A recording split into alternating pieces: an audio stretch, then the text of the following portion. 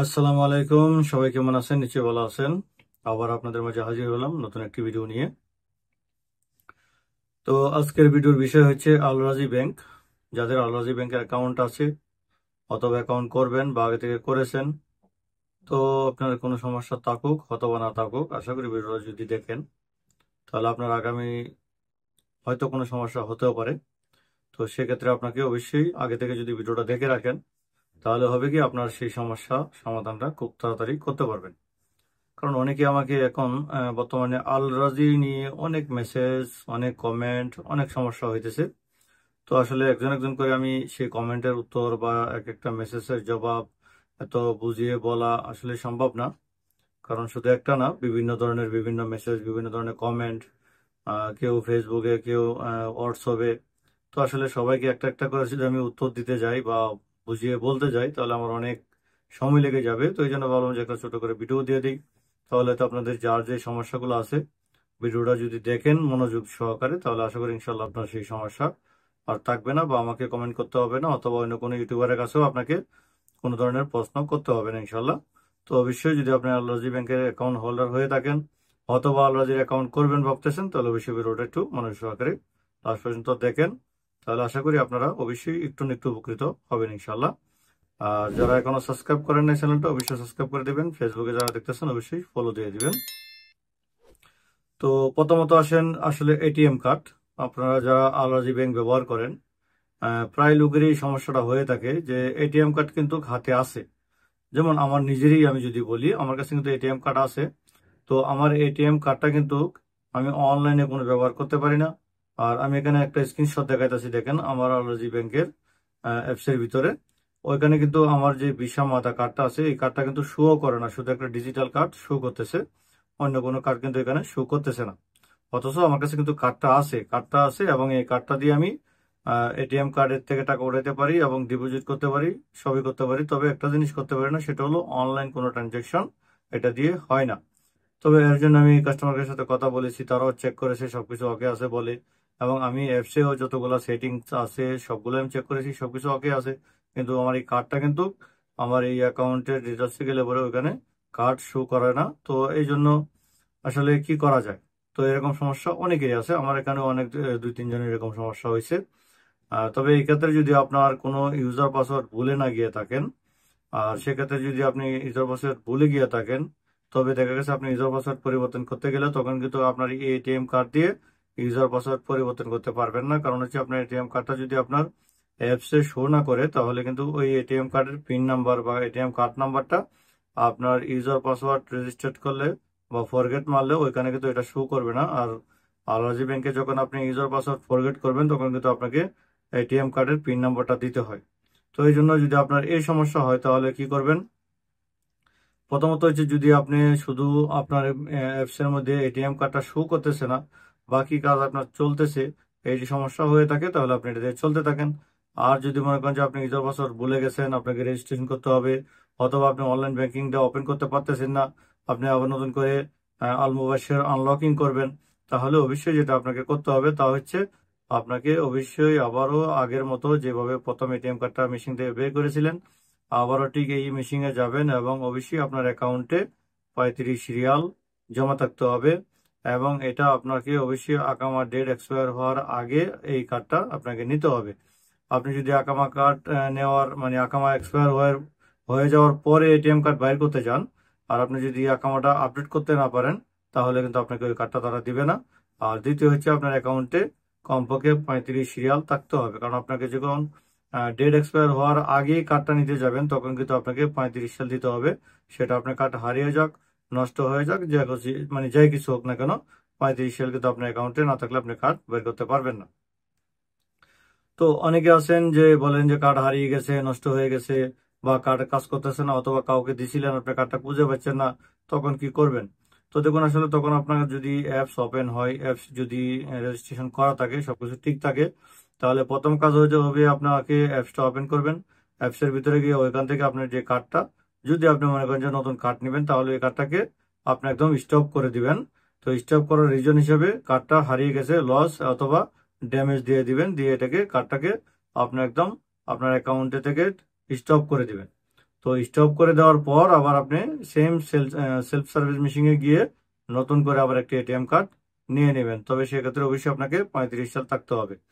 তবে কাদের টাকা লাগবে না, যাদের এটিএম কার্ডের মেয়াদ মানে ডেট এক্সপায়ার হয়ে গেছে। এটিএম কার্ডের রাখা মানে কিন্তু এটিএম কার্ডের যে 3 বছর অথবা 5 বছর মেয়াদে আপনাকে একটা এটিএম কার্ড দিয়েছিল, তো আপনি যদি মনে করেন যে এটিএম কার্ডটা ডেট এক্সপায়ার হয়ে গেছে, তাহলে আবার আপনি যখন নতুন এটিএম নেবেন তখন কিন্তু আপনাকে কোনো টাকা পে করতে হবে না, একদম ফ্রিতে আপনি কার্ডটা পেয়ে যাবেন। কিন্তু আপনার ডেট এক্সপায়ার হওয়ার আগে যদি আপনি এটিএম কার্ড নিতে যান, সেটা একবার, দুইবার, 5বার, যতবার আপনি নতুন এটিএম কার্ড নেবেন ততবার আপনাকে 35 রিয়াল করে আপনাকে এটিএম ফিস দিতে হবে, এটা কিন্তু মাথায় রাখবেন। তো আবার অনেকে আছেন আলরাজি ব্যাংক থেকে টেকমোতে টাকা অ্যাড করতে চান। তো আসলে ভাই আলরাজি ব্যাংকের এটিএম কার্ড থেকে টেকমোতে টাকা অ্যাড হয় না, এটা আপনি চেষ্টা করবেন না এভাবে। আপনি প্রথমত হয়তো আপনি মোবাইল পে বা ইউআর পে, এসটিসি পে, এলিনমা পে, এই সমস্ত অ্যাপসে টাকাটা অ্যাড করে নেবেন, তারপর ওইটা থেকে আপনি টেকমোতে টাকা অ্যাড করতে পারবেন। আর তারপরে হচ্ছে যে অনেকে বলেন যে আপনার এটিএম কার্ড সবকিছু ঠিক আছে, আপনার অনলাইন ট্রানজাকশন হয় না। তো এটাও একটা কমন, মানে একেবারেই অনেক বেশি কমেন্ট, এবং এটা আসলে বেশিরভাগ লোকের এই সমস্যাটা হয়ে থাকে। তো আপনার যদি এরকম সমস্যাও থাকে, এটাও আসলে এত সহজে ঠিক হয় না। আলরাজি ব্যাংকের এই এটিএম কার্ড নিয়ে অনেক সমস্যা, আসলে অন্যান্য ব্যাংকে এত সমস্যা না, কারণ আলরাজি ব্যাংকটা হ্যাকও বেশি হয় এবং টাকা পয়সার একটু সমস্যা হয় আসলে। তবে আর এখন বর্তমানে আসলে পাবলিক আলরাজিটাই বেশি ব্যবহার করে থাকে। আর একটা কথা কি, যার যত বেশি গ্রাহক থাকে তার তত সমস্যা বেশি থাকে। তো আলরাজি নিয়ে আসলে এখন আপনারা অনেকেই অনেক ঝামেলায় আছেন। দেখেন আসলে যদি আপনি এই সমস্ত ঝামেলায় পড়ে থাকেন, তো আসলে এখন আমাকে মেসেজ করে অথবা অন্য কোনো ইউটিউবারকে মেসেজ করে, কমেন্ট করে আসলে আপনারা কোনো সমাধান পাবেন না ভাই। আমি এর আগেও বলেছি বারবার, শুধু আলরাজি না, যে কোনো ব্যাংকিং বিষয় নিয়ে আসলে যদি আপনার কোনো সমস্যায় পড়ে থাকেন, অ্যাকাউন্ট ব্লক হয়ে গেছে, এটিএম ব্লক হয়ে গেছে, এটিএম নষ্ট হয়ে গেছে, যাই কিছু হয়েছে, আপনাকে আপনার কাজ আপনি নিজেকেই করতে হবে। অবশ্যই আপনাকে ব্রাঞ্চে যেতে হবে। আপনি যদি এরকম কিছু হয় যে আপনি আসলে আপনার এটিএম কার্ড আছে কিন্তু অনলাইন ট্রানজাকশন করতে পারতেছেন না, কিন্তু অ্যাপসের মাধ্যমে সবকিছু ওপেন আছে, সবকিছু ঠিক আছে, তাহলে আপনাকে আবার নতুন এটিএম কার্ড নিতে হবে। কারণ এই সমস্যা আমি অনেকেরই দেখেছি, আমি অনেকের নিয়ে ট্রাইও করেছি, কাস্টমার কেয়ারে ফোন করেছি, তারা বলে সব ঠিক আছে।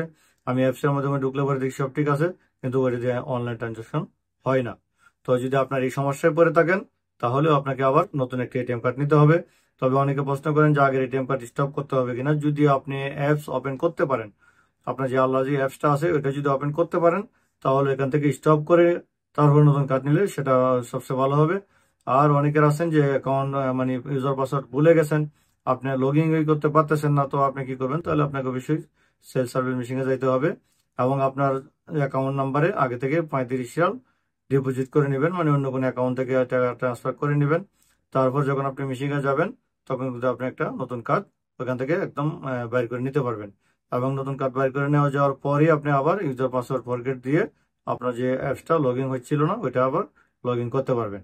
আর এখন কথা হচ্ছে যে অনেকে আছে নতুন ডিভাইসে যখন লগ ইন করতে যাবেন, তখন কিন্তু আপনার ডিভাইস আনরেজিস্টার্ড দেখায়, ওইটা একটা সমস্যা। তো ওইটার জন্য আপনাকে অবশ্যই একটা থাকে যে আপনি অন্য মোবাইল থেকে অ্যাপ্রুভেল অথবা কল ব্যাক মানে কল রিসিভ, তো কল রিসিভে ক্লিক করে দিবেন, তখন আপনার কাছে একটা কল আসবে, কল রিসিভ করবেন।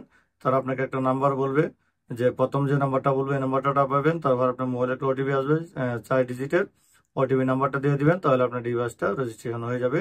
তারপর আপনি কিন্তু এই আলরাজি অ্যাপসটা ওপেন করে সবকিছু করতে পারবেন। তো এটাই ছিল আজকাল মেইন বিষয়গুলো যে এটিএম নিয়ে আসলে। আর অনেকে আছেন যে এটিএম কার্ড থেকে অনলাইন ট্রানজাকশন হয়ে যায়, আপনার কাছে কোনো ওটিপি আসা নাই বা আপনি জানেনও না, অনেক টাকা পয়সা কেটে নিয়ে গেছে। তো ওইটার জন্য আপনি অবশ্যই, যদি আপনি দেখেন যে 2 দিন 3 দিন আগে হয়েছে এরকম, তাহলে অবশ্যই আপনার কাস্টমার কেয়ারে ফোন করে এটিএম কার্ডের পিছনে যে নাম্বারটা থাকে ওই নাম্বারে ফোন করবেন। ফোন করে তারা আপনাকে কিছু প্রশ্ন করবে, জিজ্ঞাসা করবে, সবকিছু সঠিক মতো জবাব দিবেন। আপনার কখন টাকাটা কেটেছে, কিভাবে কেটেছে সবকিছু বললে তখন আপনার টাকাটা কিন্তু ফেরত আসবে। কারণ আমার এর আগে 2বার করে এরকম হয়েছে, টাকা কেটে নিয়ে গেছে। তো আমি কমপ্লেন করার পর আবার আমার এই টাকাগুলো কিন্তু ফেরত আসছে, কোনোটা 1 মাস পরে, কোনোটা 2 মাস পরে, এভাবে টাকাটা ফেরত চলে আসবে, কোনো সমস্যা নেই। এটা নিয়ে কোনো টেনশন করার কিছু নেই। যদি টাকা কেটে নেয় এইভাবে, তাহলে অবশ্যই আপনাকে কাস্টমার কেয়ারের সাথে কথা বলে এটাকে একটা কমপ্লেন নাম্বারে রূপান্তরিত করবেন, একটা কমপ্লেন নাম্বার করে দিবেন। ওকে। তো আর যাদের নতুন অ্যাকাউন্ট ওপেন হয় না, আপনারা ট্রাই করবেন, যদি না হয় তাহলে এখানে আসলে কোনো ইউটিউবার আপনাকে কোনো হেল্প করতে পারবে না। আবার অনেকে আছেন যে আরবিক নাও আসে টাকা ট্রান্সফার করতে গেলে, ওইটার জন্য আপনাকে অবশ্যই ব্রাঞ্চে যেতে হবে। ব্রাঞ্চে গিয়ে আপনার পাসপোর্ট এবং আকামার সাথে নিয়ে তাদেরকে বলতে হবে, তখন তারা সেটাকে আপনার পাসপোর্টের সাথে আপডেট করে দিবে, তখন আর আপনার এই সমস্যাটা হবে না। তো আশা করি আপনাদের যে আলরাজি নিয়ে মেন যে আমার কাছে কমেন্ট বা মেসেজগুলো আসছিল, আমি সেটা জবাব দিতে পেরেছি ইনশাল্লাহ। তো যারা তখন সাথে ছিলেন সবাইকে অসংখ্য ধন্যবাদ, ভালো থাকবেন। অবশ্যই কমেন্ট করবেন, যদি আমি আপনার কমেন্টটা গুরুত্ব মনে করি বা খুব জরুরি মনে করি, অবশ্যই আপনার সেই কমেন্টের উপর ভিত্তি করে একটা ভিডিও দিব ইনশাল্লাহ বিস্তারিত বলে। তো আজকে এই পর্যন্তই, সবাই ভালো থাকবেন, সুস্থ থাকবেন। আসসালামু আলাইকুম রহমতুল্লাহি ওয়া বারাকাতুহু।